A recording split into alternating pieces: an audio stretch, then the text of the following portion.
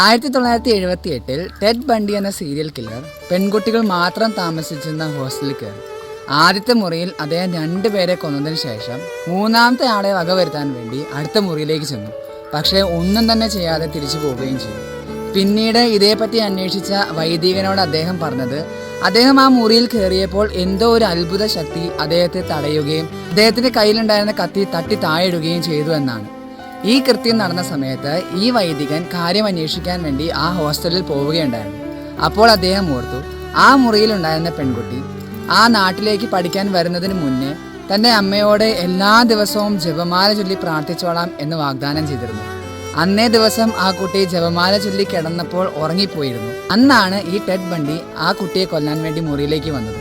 അപ്പോൾ ആ വൈദികന് മനസ്സിലായി, ടെഡ് ബണ്ടിയെ തടഞ്ഞ അത്ഭുത ശക്തി പരിശുദ്ധ അമ്മയായിരുന്നുവെന്ന്. വിശുദ്ധ യോസേ മരിയ സ്ക്രീവ എങ്ങനെ പറയുന്നു, ജപമാല ശക്തമേറിയ ഒരു ആയുധമാണ്. ആത്മവിശ്വാസത്തോടെ അത് ഉപയോഗിക്കുക, അതിൻ്റെ ഫലങ്ങൾ നിങ്ങളെ അത്ഭുതപ്പെടുത്തുമെന്ന്. നമുക്കും പരിശുദ്ധ അമ്മയുടെ കരം പിടിച്ച് ജപമാല ചൊല്ലി പ്രാർത്ഥിച്ചുകൊണ്ട് ഈശോയിലേക്ക് വളരാം.